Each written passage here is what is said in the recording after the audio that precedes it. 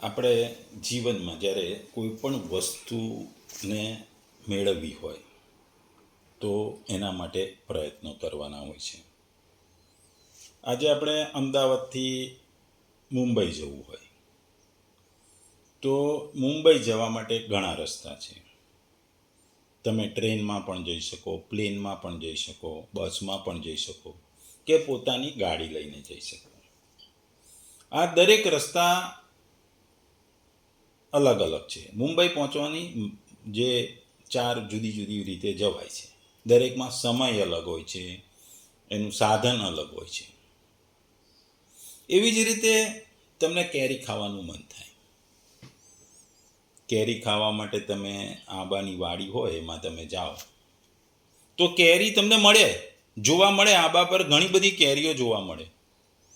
પણ આ કેરી જે હોય એમાંથી તમારે કાચી કેરી ખાવી છે કે પાકેલી ખાવી છે એ તમારા ઈચ્છા પર હોય છે.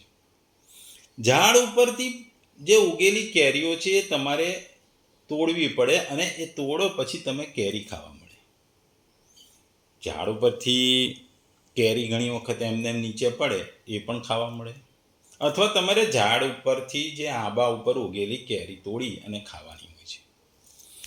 આ આંબા ઉપરથી પણ કેરી તમારે તોડવા માટે ઘણા પથ્થર મારીને કેરીને તોડતા હોય છે કે કેરી નીચે પડે.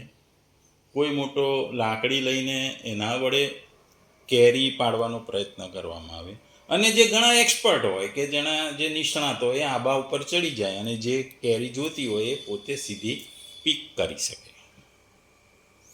આવું દરેક વસ્તુમાં છે કે ભાઈ તમારે નાળિયેરી હોય તો નાળિયેરીનું પાણી પીવું હોય તો નાળિયેર ઉગેલું હોય એ તમારે તોડવું પડે.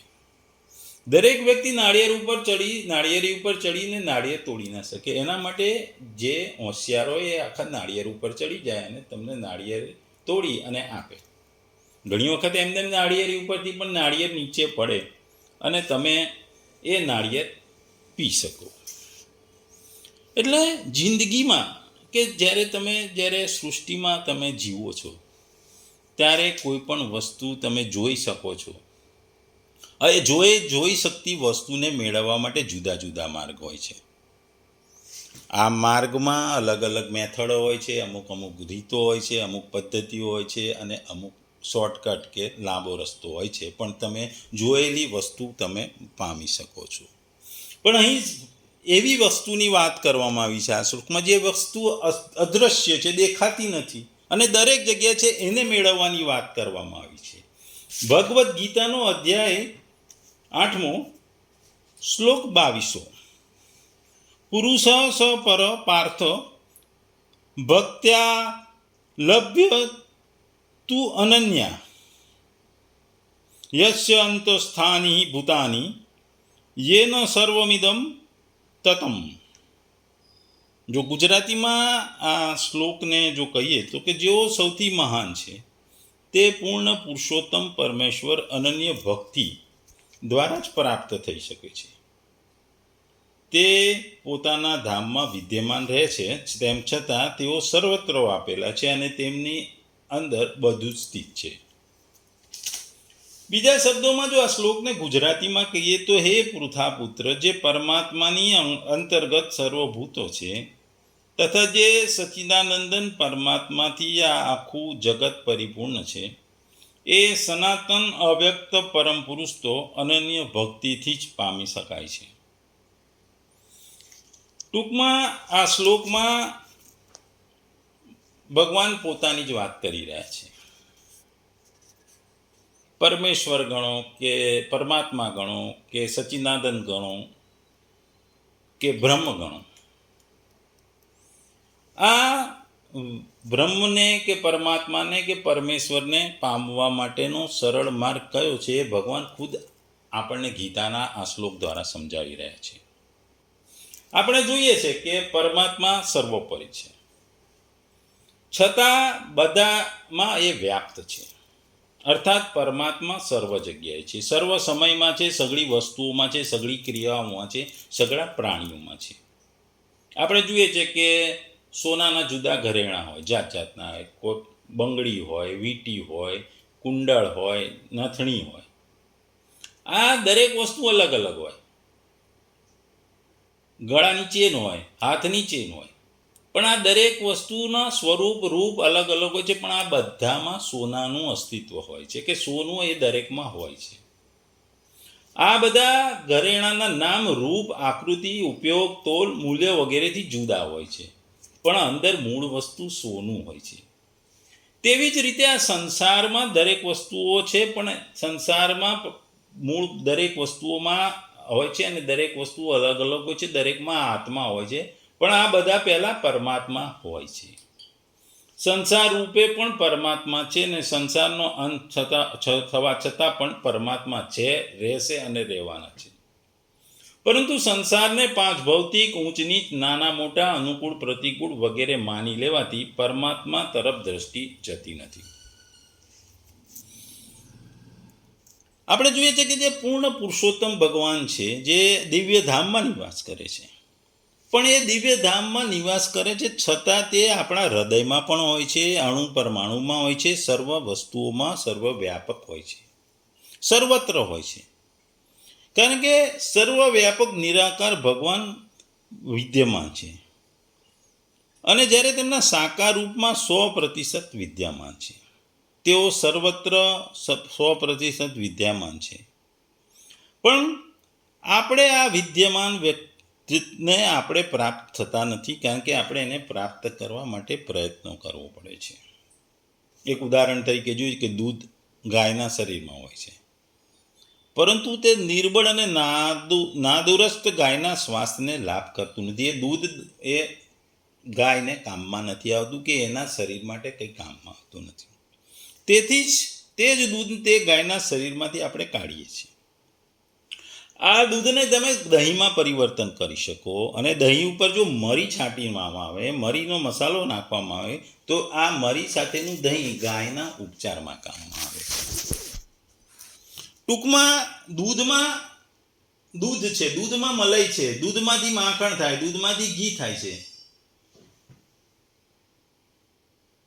એ રીતે પરમાત્મા સૃષ્ટિમાં વ્યાપ્ત છે, સૃષ્ટિમાં દરેક જગ્યાએ છે. આપણે એને શોધવાના છે, આપણે એને પામવાના છે. આપણે એ અદૃશ્યમાન ભગવાનને પામવાનો પ્રયત્ન કરવાનો છે. કારણ કે દૂધ હોય છે, દૂધમાંથી આપણે મલાઈ બી કાઢી શકીએ, માખણ બી બનાવી શકીએ છીએ, ઘી પણ બનાવી શકીએ છીએ, બધું બનાવી શકીએ. એ દ્રશ્યમાન નથી હોતું, ખાલી દૂધ દ્રશ્યમાન છે, એમાંથી આપણે એ રીતે સૃષ્ટિના દરેક કણકણમાં, પરમાણુમાં, અણુમાં બધે ભગવાન છે, અને ભગવાનને પ્રાપ્ત કરવા માટેની વાત અહીં શ્લોકમાં કરવાની છે. અને એનો સૌથી સરળ માર્ગ ભગવાન આપણને કહે છે, ભક્તિનો માર્ગ એ સૌથી સરળ છે. આપણે 7મા અધ્યાયના 12મા શ્લોકમાં ભગવાને કહ્યું હતું કે સાત્વિક, રાજસી અને તામસ ભાવ મારાથી થાય છે, ભગવાનથી થાય છે, પરંતુ હું તેઓમાં અને તેઓ મારામાં નથી. અહીં ભગવાન વિધિરૂપ કહે છે કે પરમાત્માની અંતર્ગત સઘળા પ્રાણીઓ છે, અને પરમાત્મા સઘળા સંસારમાં પરિપૂર્ણ છે. આને જ ભગવાન 9મા અધ્યાય જે આગળ આવશે એના આગલા 4થા, 5મા અને 6થા શ્લોકમાં વિધિ અને નિર્દેશ બંને રૂપથી કહ્યા છે. મતલબ એ છે કે મારા સિવાય કોઈની પણ સ્વતંત્ર સત્તા નથી. બધા મારાથી ઉત્પન્ન થાય છે, મારામાં સ્થિત રહે છે, અને મારામાં જ લીન થાય છે. આથી સર્વ કંઈ હું જ થયો.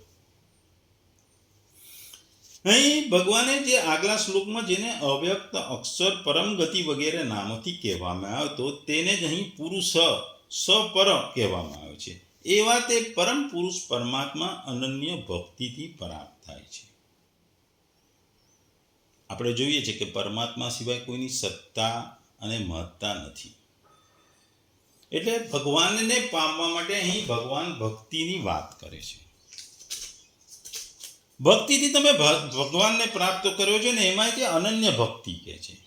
અનન્ય ભક્તિથી પરમાત્માની પ્રાપ્તિ થાય એ કહેવામાં આવે છે. સર્વાધાર, સર્વ અંતર્યામી, સર્વશક્તિમાન પરમેશ્વરમાં જ બધું સમર્પણ કરી તેમના વિધાનમાં હંમેશા પરમ સંતુષ્ટ રહેવું, અને બધી જ રીતે અનન્ય પ્રેમથી નિત્ય નિરંતર તેમનું સ્મરણ કરતા રહેવું એ જ અનન્ય ભક્તિ છે. આ અનન્ય ભક્તિ વડે સાધક પોતાના ઉપાસ્ય દેવ પરમેશ્વરના ગુણ, સ્વભાવ અને તત્વને સમ્યકપણે જાણીને તેમનામાં તન્મય થઈ જાય છે અને શીઘ્ર તેમનો સાક્ષાત્કાર કરી કૃતકૃત્ય થઈ જાય છે.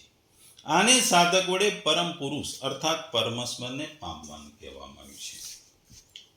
એટલે ભક્તિ, અહીં ભક્તિને ભક્ત્યા શબ્દ દ્વારા ભગવાને કીધું છે. ભક્ત્યા એટલે કે અનન્ય ભક્તિની વાત કરવામાં આવી છે. ભક્તિનો માર્ગ એ પરમેશ્વરની પ્રાપ્તિને છે. આપણે જોયું કે ગીતામાં ભગવાને ઘણી જગ્યાએ જુદા જુદા માર્ગ બતાવ્યા છે. કર્મયોગ કીધો છે, અષ્ટાંગ યોગ કીધો છે, જ્ઞાન યોગ કયો છે. આ જુદા જુદા યોગ દ્વારા પરમેશ્વરને પામવાની વાત કરવામાં આવી છે. પણ અહીં ભગવાન સીધે સીધું કહે છે કે તમારે મારી પ્રાપ્તિ કરવી હોય તો મને ભક્તિના માર્ગથી તમને પામી શકો છો. પરમેશ્વર આપણે વાત કરીએ એમ અદ્રશ્ય છે, દેખાતા નથી. અદ્રશ્ય વસ્તુ સંસારના કણે કણમાં છે, પણ આપણે જોતા નથી. એ દિવ્ય આંખ જોઈએ અને દિવ્ય પ્રકાશ જોઈએ, અને દિવ્ય પ્રકાશથી જ આપણે એમને જોઈ શકીએ અને એનો પામવાનો પ્રયત્ન કરી શકીએ. દુનિયામાં આધ્યાત્મિક જગત છે, ભૌતિક જગત છે. ભૌતિક જગતમાં ઉથલ પાથલો થતી રહે છે. આધ્યાત્મિક જગત આખી અલગ વસ્તુ છે ને આધ્યાત્મિક જગતમાં આધ્યાત્મિકતાના માર્ગે તમે પરમેશ્વરની પ્રાપ્તિ કરી શકો. આપણે 12માનું રિઝલ્ટ આવે કે એન્ટ્રન્સ ટેસ્ટનું એક્ઝામ આવે તો દરેકના માર્ક અલગ અલગ આવે અને દરેકના માર્ક અલગ અલગ હોય. દરેકના માર્ક પ્રમાણે એમની ચોઈસની કોલેજમાં એડમિશન મળે. કોઈકને આઈઆઈટીમાં મળે, કોઈકને આઈઆઈટીમાં ના મળે, કોઈકને પોતાની જે રાજ્યની કોલેજમાં એડમિશન મળે, કોઈકને પિલાણીમાં એડમિશન મળે. દરેકના માર્ક હોય એ પ્રમાણે અલગ અલગ તમને કોલેજોમાં એડમિશન મળે છે. તમને દરેકને એક જ જગ્યાએ એડમિશન ના મળે. એટલે માર્ગ ઉપર આધારિત છે. એમ તમારી ભક્તિ તમે જે કરો, ભક્તિ તમે તીવ્ર કરો તો તમે તીવ્ર ભક્તિથી, અનન્ય ભક્તિથી પરમેશ્વરને પામી શકો. સારામાં સારી કોલેજમાં મેળવવા માટે તમારે રેન્ક લાવવી પડે. એમ અનન્ય ભક્તિના શિખર ઉપર તમે પહોંચો તો પરમેશ્વરની પ્રાપ્તિ થઈ જાય, પરમેશ્વરને તમે પામી શકો. કારણ કે અનન્ય ભક્તિ અનન્ય કીધી છે. કારણ કે ભક્તિ સાથે સહેજ પણ જડતાનો અંશ, અહમનો સંસ્કાર અને પોતાના અભિપ્રાયનો સંસ્કાર ન રહે, અર્થાત કોઈ પણ બીજું કિંચિત માત્ર પણ ખેંચાણ ન રહે.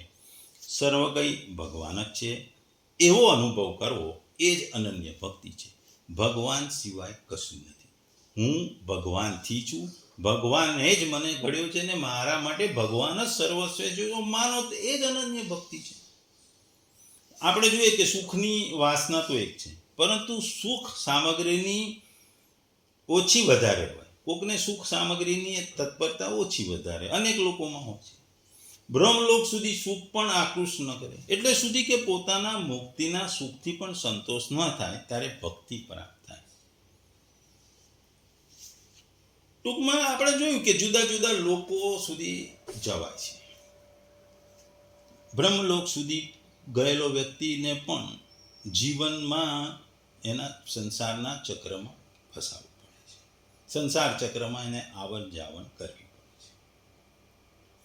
એટલે એ જ વસ્તુને માટે ભગવાન કહે છે કે આ તમારે સંસારના જે ચક્રમાંથી, જુદી જુદી યોનોમાંથી ફરતા ચક્રમાંથી માંથી બહાર નીકળવું હોય તો જે તમારી આત્માનું છે એ પરમાત્મા સાથે મિલન કરવું પડે. પણ આ આત્માથી પરમાત્માના મિલન માટે જુદા જુદા માર્ગોમાંથી ભગવાન અહીં ભક્તિને સર્વશ્રેષ્ઠ બતાવી દેવા છે. ભગવાન કહે છે કે ભક્તિ કરો તો મને પામી શકશો. અને ભક્તિ ખૂબ જ સરળ છે. સરળ છે, એકદમ સરળ ભક્તિ છે. કારણ કે ભક્તિનો માર્ગ એકદમ સરળ છે, સર્વ કોઈ કરી શકે છે. ભક્તિ તમે નામથી, જાપથી, તંત્રથી, મંત્રથી પણ કરી શકો છો. એટલે ભક્તિનો ભગવાન અહીંયા આપણને કહે છે કે મારા માટે પામવા માટે તમે ભક્તિનો માર્ગ અપનાવો. હું ભલે સર્વવ્યાપક છું, સર્વવ્યાપી છું, દરેક કણમાં છું, દરેક અણુમાં છું, દરેક પરમાણુમાં છું, પણ મારી પ્રાપ્તિ તમને ભક્તિ દ્વારા થઈ જશે. ભગવાન બીજા બધા માર્ગની પણ આગળ આપણને વાત કરે છે, પણ ભગવાન અહીં ખાસ વિશેષ ભક્તિ માર્ગની, અન્ય કોઈ માર્ગ દ્વારા નહીં પણ ભક્તિ માર્ગવાથી ભગવાનને મેળવી શકાય છે એની વાત કરે છે. ચૈતન્ય ચરિતામૃતમાં પણ કીધું છે, યદ્યપિ કર્મ, જ્ઞાન અને અષ્ટાંગ યોગ પણ ભગવત પ્રાપ્તિના માર્ગો છે, તથાપિ તેમની પૂર્ણતા માટે પણ ભક્તિની સહાયતાની જરૂર પડે છે કે આવશ્યકતા પડે છે. એટલે કર્મ છે, જ્ઞાન યોગ છે, અષ્ટાંગ, આ બધા યોગો કરો, પણ એની પૂર્ણાહુતિ એના દ્વારા પણ જ્યારે ભગવત પ્રાપ્તિ કરી હોય ત્યારે ભક્તિની જરૂર પડે છે. ઘણી જગ્યાએ પણ ભક્તિ માટે કહેવામાં આવ્યું છે. જગતગુરુ શ્રી કૃપાળુજી મહારાજ પણ આ જ વસ્તુ કહે છે કે યદ્યપિ કર્મ, જ્ઞાન અને અષ્ટાંગ યોગ એ ભગવત પ્રાપ્તિના સાધનો છે.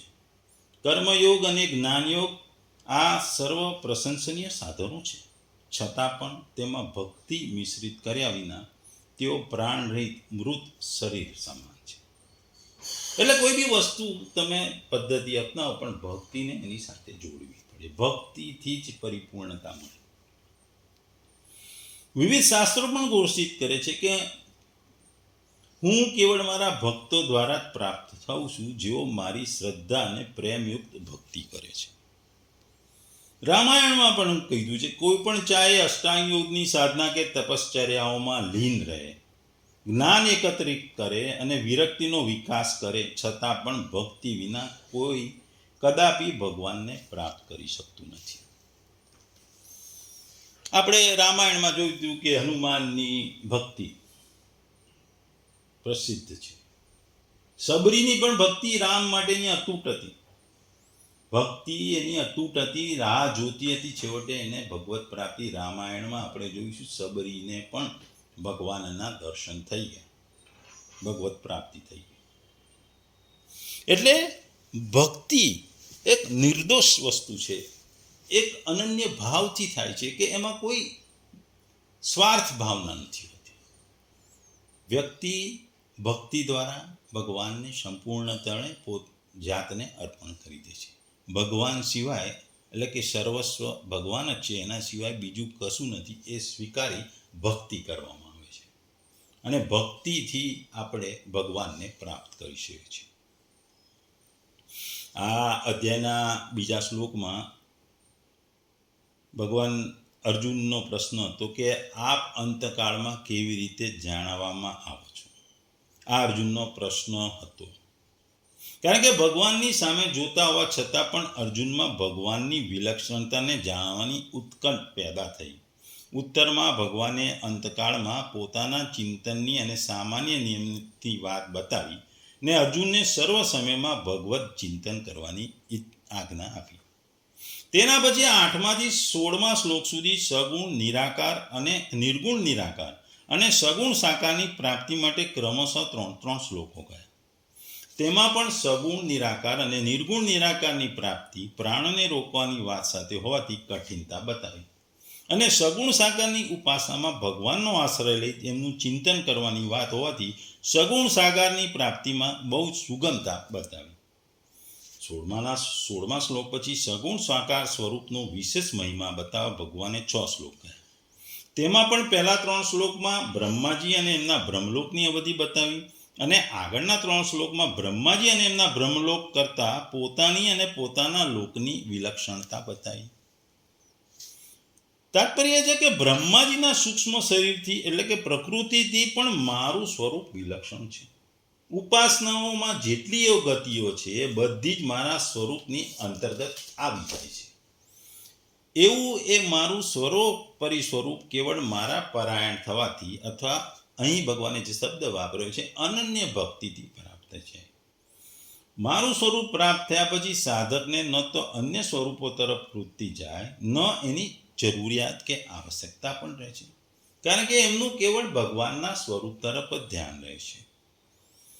આ રીતે ભગવાન કહે છે કે બ્રહ્મલોક કરતાં પણ મારું લોક વિશેષ વિલક્ષણ છે. બ્રહ્માના સ્વરૂપથી પણ મારું સ્વરૂપ વિલક્ષણ છે, અને બ્રહ્મલોકની ગતિથી પણ મારા લોકની ગતિ વિલક્ષણ છે. મૂળ વસ્તુ એ છે કે દરેક પ્રાણીઓનું અંતિમ લક્ષ્ય ગણો કે ધ્યેય ગણો કે એ ભગવાન કહે છે હું જ છું અને આ બધું જ મારા અંતર્ગત છે. ટૂંકમાં આ શ્લોકમાં ભગવાન સીધી વાત કરતા કહે છે કે મારા પ્રત્યે જો અનન્ય ભક્તિ રાખશો તો તમે મને પામી શકશો. હું ભલે સર્વ લોકોનો સ્વામી છું, સર્વભૂતોનો સ્વામી છું, પરમાત્મામાં આખું જગત મારાથી છે, હું દરેક જગતના દરેક કણમાં પરમાણુમાં છું, હું અદ્રશ્ય છું, હું દેખાતો નથી, મને કોઈ જોઈ શકતું નથી, છતાંય મારી પ્રાપ્તિ થાય છે અને એ બે અનન્ય ભક્તિથી થાય છે. અનન્ય ભક્તિ તમને મારા સુધી પહોંચાડશે, મારા લોક સુધી પહોંચાડશો, મારા સુધી પહોંચાડશે. ટૂંકમાં બધા જ ચરાચર પ્રાણીઓ અથવા સમગ્ર જગત પરમેશ્વરની અંતર્ગત છે, પરમેશ્વરથી જ ઉત્પન્ન છે અને પરમેશ્વરને આધારિત છે, છતાં આપણે એને જોઈ શકતા નથી. આ નહીં જોતા પરમેશ્વરની પ્રાપ્તિ પણ આપણા માટે શક્ય છે. એના માટે ભગવાન સીધી એમની ભક્તિની વાત કહે છે કે તમે મારી અનન્ય ભક્તિ કરો, મને તમારું સર્વસ્વ અર્પણ કરી દો, તો તમે મને પ્રાપ્ત કરી શકો છો.